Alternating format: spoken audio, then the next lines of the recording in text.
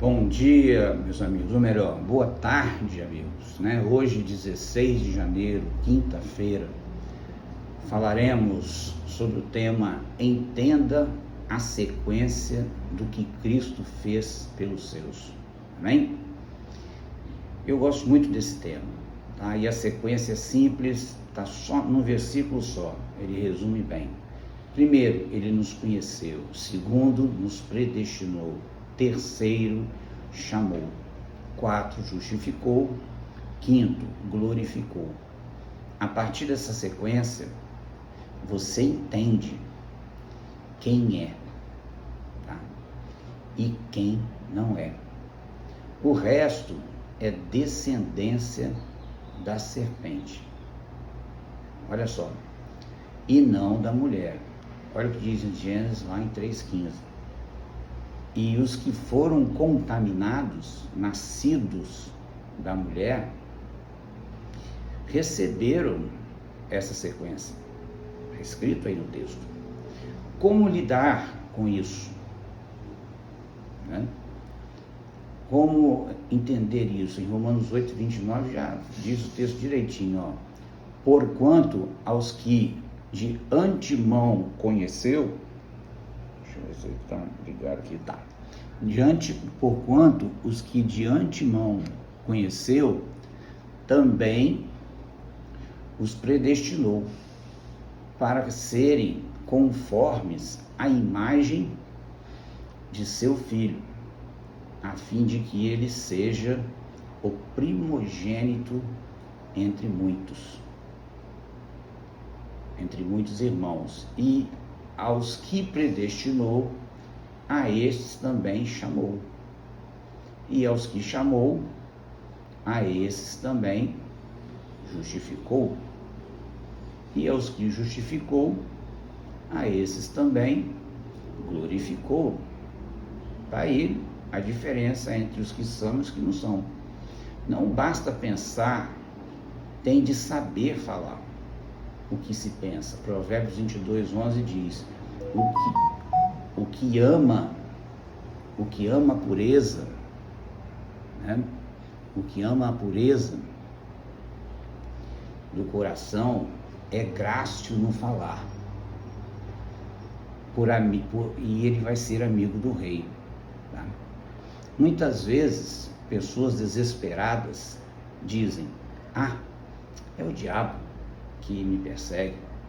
Na verdade, irmãos, vocês deveriam se preocupar não é com o diabo, é com a ausência de Deus, porque Deus tem poder para matar o corpo e a alma, o diabo não. E não ficar preocupado com perseguição de ninguém não, porque Deus controla tudo.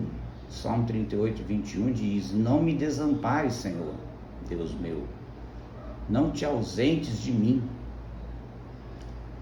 Ainda bem que toda perfeição, a gente vai ver isso no texto abaixo, tem um dono, e seu nome é limite.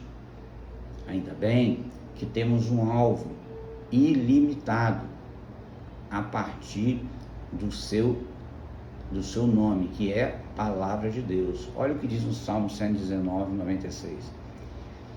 Tenho visto toda perfeição, que toda perfeição tem seu limite, mas teu mandamento é ilimitado. Olha que tremendo. No pacote, irmãos, do mal e do bem, nunca foi para ser digerido.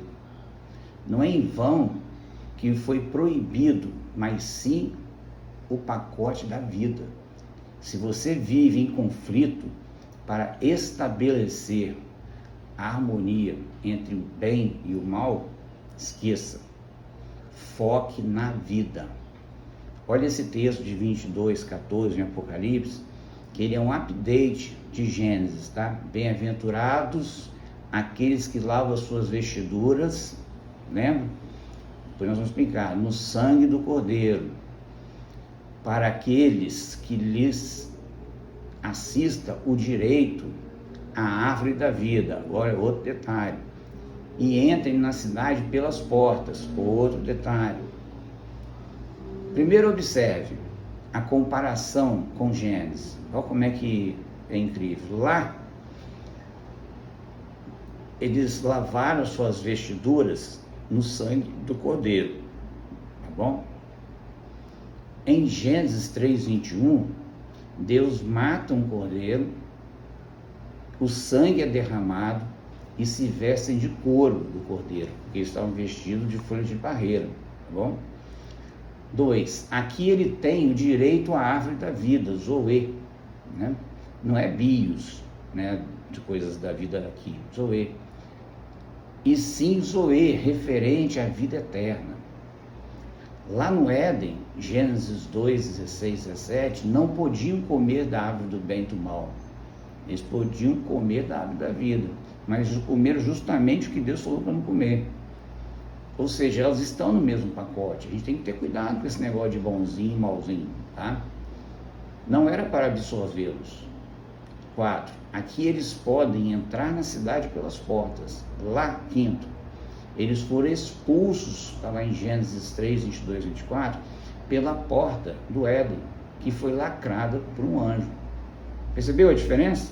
Que esse versículo de Apocalipse, ele faz um update da situação. Aqui eles podem entrar na cidade pelas portas. Então está na cara, né, que esse texto se refere à nova criação, não feita por Deus, no caso Adão e Eva, e sim essa nova criação pelo pacto unilateral feito por Jesus com Deus, que é o segundo Adão, que se refere em Romanos 5, 12, 21 e em 1 Coríntios 15, 45, 48. O primeiro imperfeito e o segundo impecável. Apocalipse 22, 15 diz: ficarão de fora os cães, os feiticeiros, os impuros, os assassinos, os idólatras e todo aquele que ama e pratica mentira.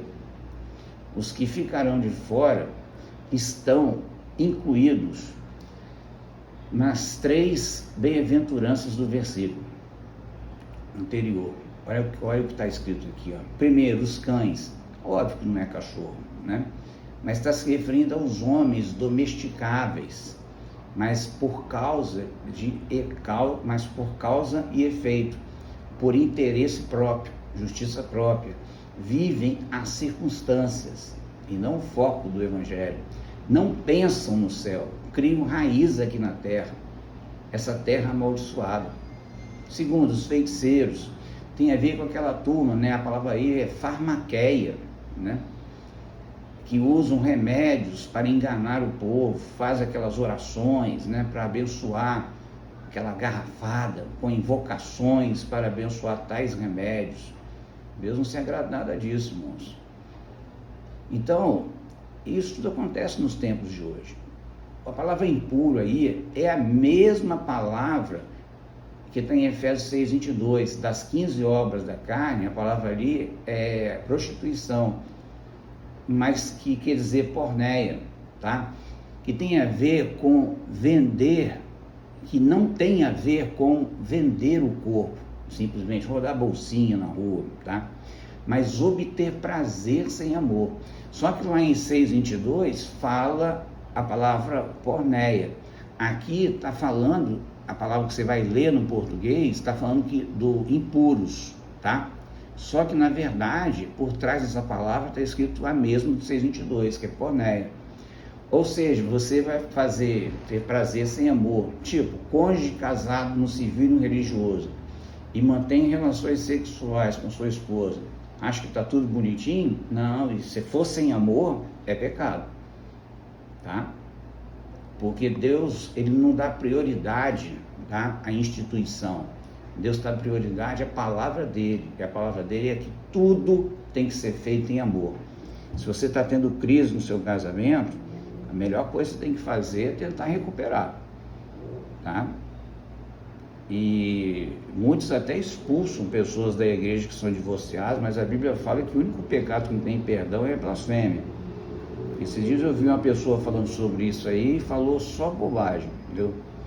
A palavra blasfêmia não significa você dirigir impropérios ao Espírito Santo, mas é você querer substituí-lo, porque ele é o executor da obra. Já viu aí quantos pregadores que acham que a igreja é deles, que eles mandam, né? É tipo FUNAI, né? E tem que ter cuidado com isso, irmãos, porque quem faz a coisa acontecer é o Espírito Santo, tá bom? 4, os assassinos. A ênfase está nos assassinos contra os soldados romanos, opressores, cujos judeus tinham ódio profundo. Por isso que Judas era chamado de Iscariote. O que é isso aí? Ou seja, vem da palavra sicários, aquele que puxa a espada, tá? Ele era zelote, uma facção política que matava na surdina aqueles soldados que ficavam por último, entendeu? Os idólatras, a palavra aí é eidololatres. Latreia vem de letres, que é aquele menor tipo de adorador, de trabalhador. Só que aí, nesse texto, ele é o menor tipo que adora ídolos, tá? E nós devemos adorar somente a Deus. Entendeu? Serve para ídolos de barro, como também para vivos. As tais celebridades, né? Eu já vi falar esses dias na internet, de uma igreja que tem lugar reservado para celebridades. Não tem ninguém que não tem celebridade, não. Todos nós somos iguais perante Jesus, tá bom? Não deveria ter, isso aí para mim é um absurdo quando eu vi. Eu lembro de uma pregação na minha igreja, de um pastor, que já se foi, está no céu com o Senhor. Ele falou bem assim, ó, nesse domingo aqui, todo domingo, aqui eu sei que tem empresários, tem empregados até dessas próprias empresas, mas aqui todo mundo é igual, todo mundo é irmão, entendeu? Então a gente tem que saber andar direitinho, para não abraçar o mundo com as pernas e não se atropelar também, tá? Diz aqui, ó, aqueles que amam e praticam a mentira. Aqui o amor é filéu, amam e praticam a mentira. Ou seja, ele é amigo da mentira, pseudos, né? Tem a ver com relativizar, que eu já expliquei, autodivinizar, que eu também já expliquei, e auto-absolutizar a palavra de Deus, como o primeiro casal. Amém? Repare que todos os conceitos passam longe do que a maioria dos crentes pensam. Enfim, que Deus renove suas forças e te dê poder e glória para que você enfrente e entenda a sequência do Cristo, que o que Cristo fez por você e pelos seus. Amém.